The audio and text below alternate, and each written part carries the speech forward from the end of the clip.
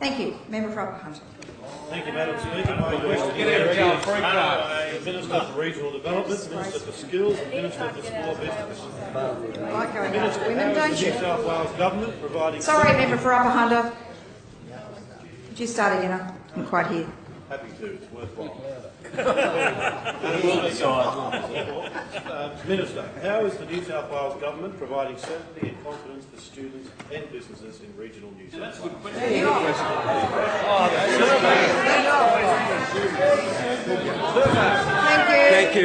Thank you, Madam Speaker. And a bit of a surprise there with the question, and it wasn't expected. But Madam Speaker,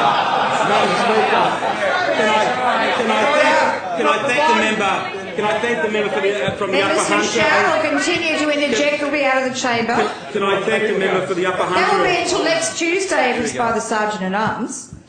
Reminding new members on that. Thank you, Madam Speaker. Can I thank the member for the Upper Hunter for his question? A new member to the House elected this year at the March election, but someone that has hit the ground running in representing his community, making sure that his community is part of the decision-making of this government. And of course, the Baird Grant government has regional New South Wales front and centre when it comes to the decision-making.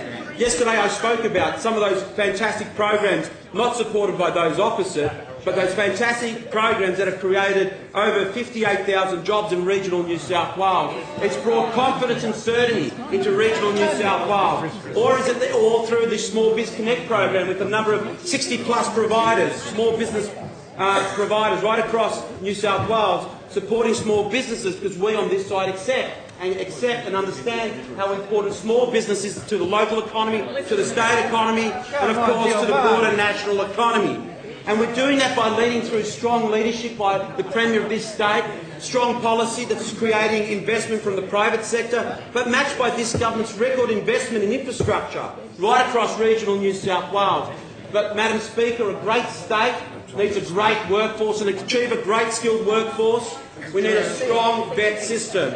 And, Madam Speaker, we recently announced a fee freeze for TAFE fees, for vet fees in New South Wales for 2016.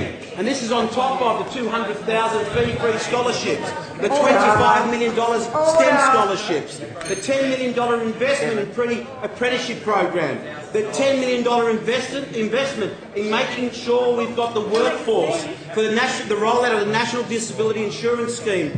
This government is committed through its $2.3 billion skills budget to make sure we create the skills and the workforce of the future. And, Madam Speaker, we're doing it in partnership. We're doing it in partnership with the private sector. We're seeing TAFE in partnership with private providers and GTOs. Madam Speaker, when I was in Singleton, in the members' electorate a couple of weeks ago, I had the opportunity to tour through an engineering firm, Headwell Engineering. This is a local company employing 75 local people exporting to the world. They're innovators. They are forward thinkers. This particular company, Madam Speaker, is leading in innovation, supporting the mining industry and, of course, agriculture. But what they've done differently is they provided the skill sets and the training on site.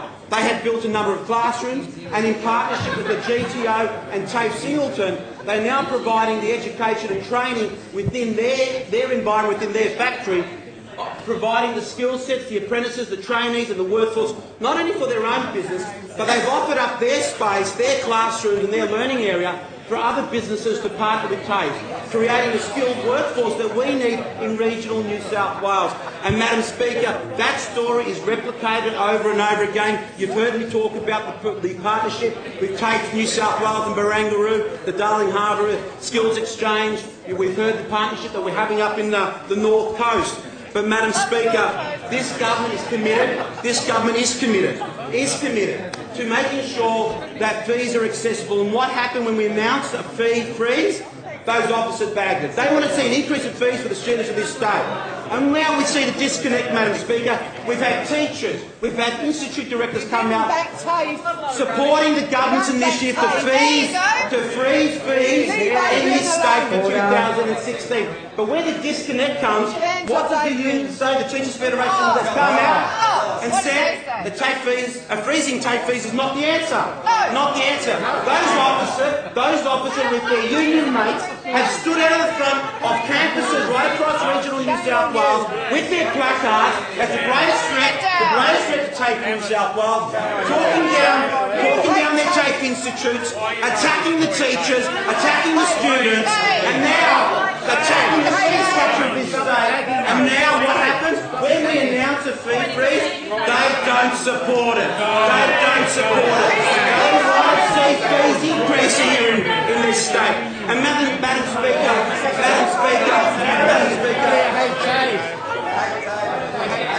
Member for Upper Hunter. Extension of time now. Yes, 2 minutes is granted, thank you. Why do they have tape? Sorry, member for Wyong on a point of order, is it? Yep. Yes, it is one too relevant. Yes. Can you show us where It's we been come very out and relevant. oppose the fee freeze? He's been very relevant to Can the you question. show where we put a Closely press relevant to release the out and question. said that? Closely relevant to the question, no point of order. It's not your question, member for Wyong, sorry. Sorry, you can't ask questions either. Madam Speaker, to have a strong workforce, you need a flexible, efficient Member for Wyong. vet sector. You need choice. You need choice. We want a strong public provider like TAFE. But there is a place in this state for those community colleges, those industry groups, those GTOs, those private providers. We need choice. Just like the member for Wyong. He chose to go to Benchmark College because he chose. He had a choice. He just told me that he couldn't get that course at TAFE, so he chose to go to Benchmark. The member for Canterbury went to Mitchell College. She chose to go to Mitchell College. We know the member for Wallsend, Newcastle's Teachers College, along with the member for Maitland. It's about choice. We're giving them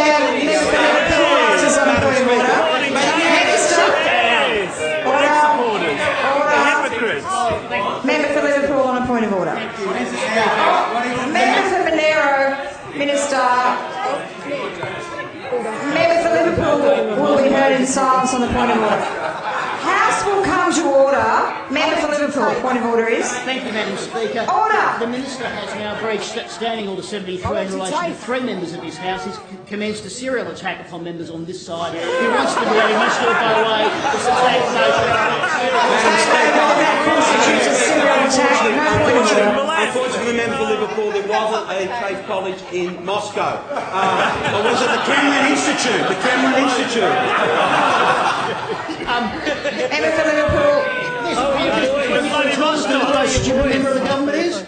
Once again, Standing Order 73 minutes. Yes, I just Madam Speaker, I direct the Minister just to like to finish, return to the question, please. Madam Speaker, I'd just like to finish. A strong economy needs a strong workforce. To get a strong workforce, we need a flexible vet system, and that is the commitment by the Fairgrave government.